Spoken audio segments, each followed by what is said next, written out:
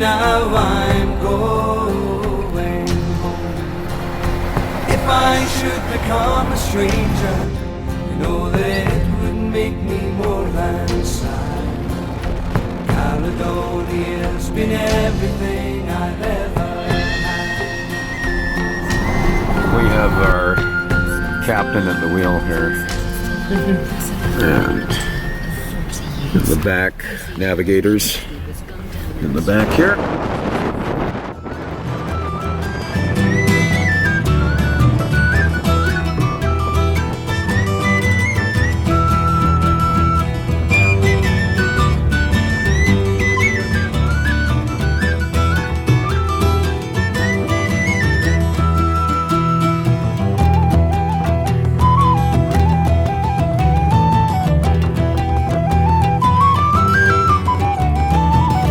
Well, welcome to Noel's World of Whiskey, and it is time for the Caledonian. This bottle has been around for a while, and I'm finally getting a chance to do the review. I've had a couple of bottles of the Edradour, and I just, this summer, have not got caught up to all the reviews I want to do. It's summer. What I do today, I was out mountain biking, so you know, if I'm not working, I seem to be doing a lot of outdoor activities, so trying to squeeze these reviews in. Anyways, I kind of gave you a little bit of our tour there as we're heading up to Pitlochry. We took the longer route. We didn't take the shortcut and go straight north of Edinburgh. Finding Edradour was actually a lot easier after we found it. On A924, you head a mile east of the Moulin Hotel to a sharp turn in the road and a three-way junction with signage to Edradour Distillery.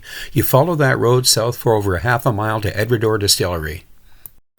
I know a lot of people have trouble trying to locate it, and I've seen the comments online that it's difficult to find. But actually, you'll see, as you saw in the video there, it's actually quite easy to find. So. Great trip to Edradour. It's closed, and you can see with the signs. The old signs used to say the smallest distillery in Scotland, and the new one, if you notice, Scotland's little gem.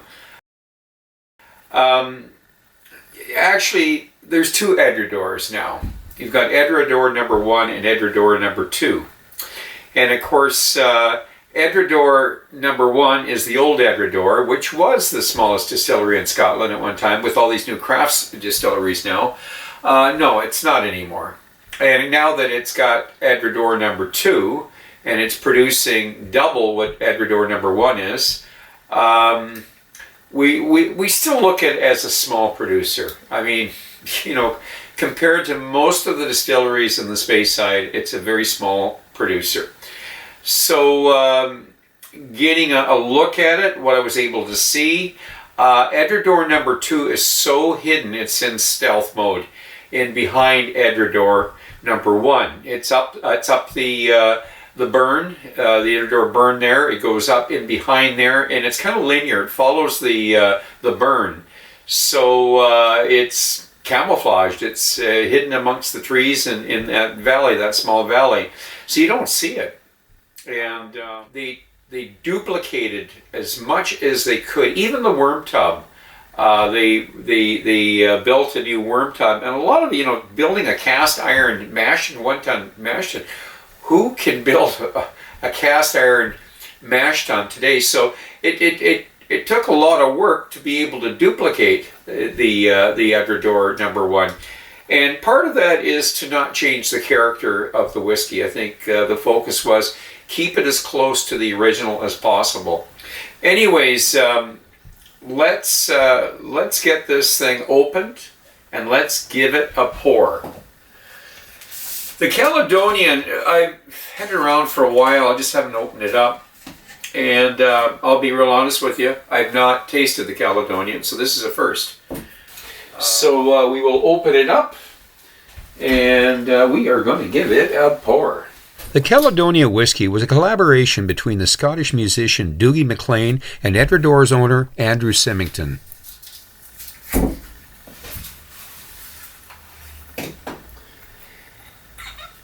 Well, let's do the honors. No, we didn't get much there. Let's try to get there. No color added, and non-chill filtered. Take a look at the color of that. Wow. Quite the color. Anyways. And the glass. Now I might have to change lenses. I don't know if we'll get a good look at this.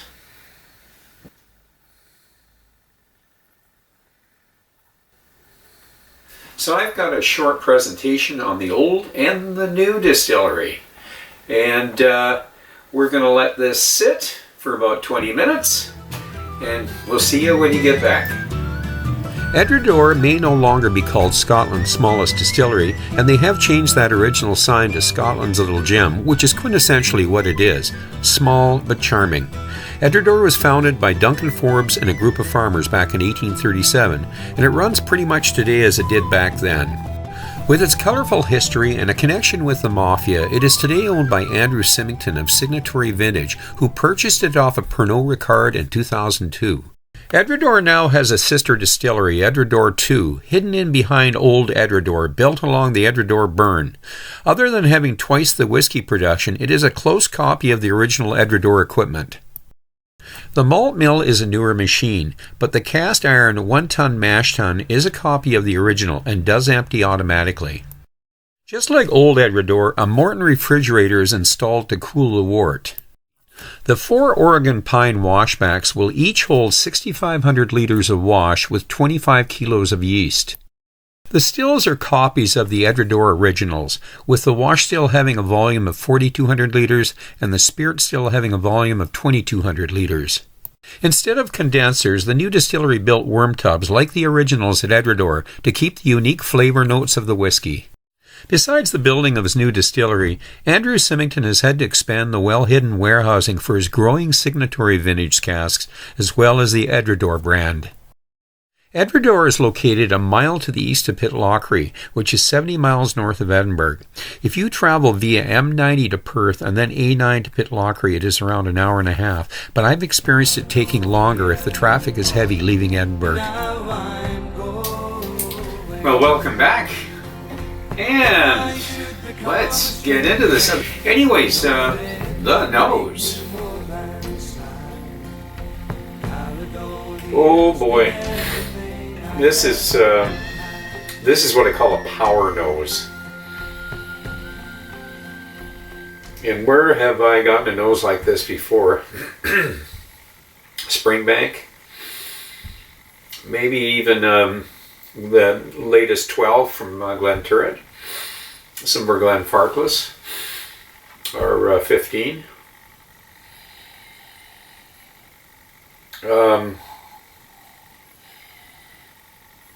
Some of the earlier Glendronachs. Well, actually, the Glendronachs are more of a bright. This has got almost like it's got some darker. Oh, it's like a dunnage warehouse. You know, you have oily rags. Getting some balsamic notes here. And it's sweet, a lot of sweet and sour. But you know, you got the fruit. It's a meaty drink. I'm getting some, maybe even some Worcester sauce, barbecue sauce on a pork chop. But the fruits, the dark fruits, are coming through here. Yes, Christmas cake. Fermented Christmas cake. Okay. We keep doing that. Just keep going on and on and on there. But we're going to go for the palate. Slàinte Mhath.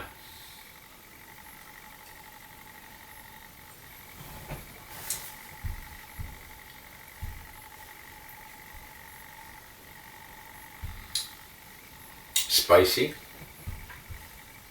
A little more spice than the Springbank. Maybe a little more than the Glenturret. Even a little bit more than maybe Glenfarclas. A little bit of the Paul John Oloroso. Their Oloroso cask. We get a little bit of that, like the heavy sherry bomb influence, but maybe a bit more spice. Bit of Coca-Cola. Cherry cola. And here comes the fruit cake, Christmas cake. And I mentioned the fermented Christmas cake, and I'm talking about your old traditional Christmas cakes, where they've got a little bit of rum, little spirit thrown into them, into the mix with the dark fruit there, and we got some mocha, a little bit of mocha here. Some tobacco, and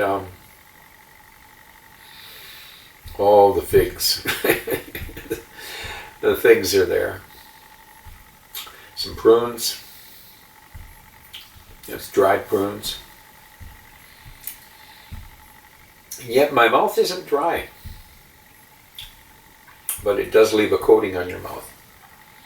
Okay, the development and the finish. Slàinte Mhath.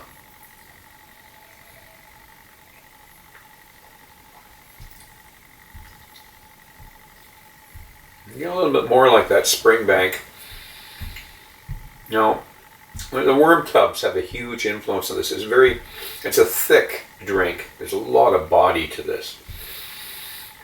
The word soupy, syrupy. The wood, you get a little bit of the wood. I'm not getting any malt notes, but certainly the strength is in the sherry cask, and a wee bit of the wood, the sherry butt wood. But I'm getting some ginger, but not an orange ginger like you get with the Macallan. It's ginger with it's like spicy ginger, and a sweet and sour note there. Not orange, but more sweet and sour. I'm going to go back to the Worcester sauce. The finish is going to be long. Let's add some water. Give an extra couple drops there.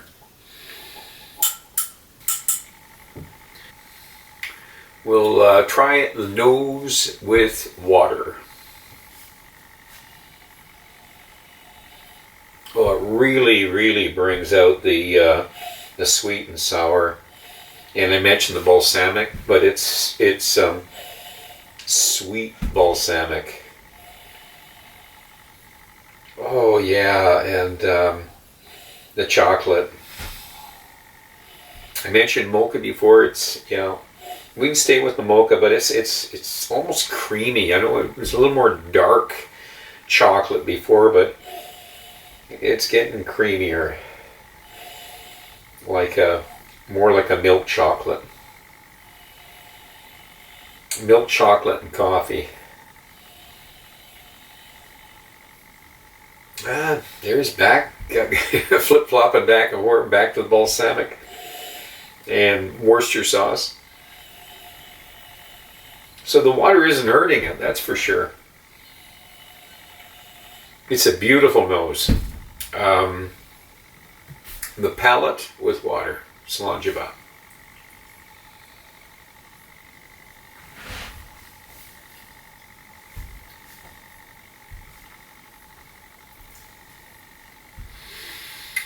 Well, we didn't lose anything. That's the good news. The spices are still there. It did kind of bring them down a little bit. They're not as sharp. Slight bit of the wood still getting a bit of that wood.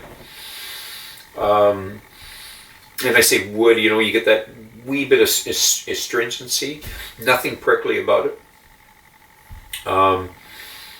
Coffee's still there.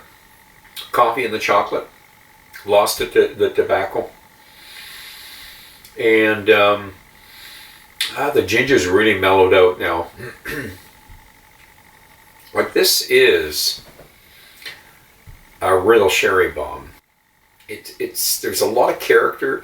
There's a lot happening. I think with the worm tubs, the open mash tun, it's a small distillery. It has small stills. I can see batch variation. I know it's a real challenge with small stills.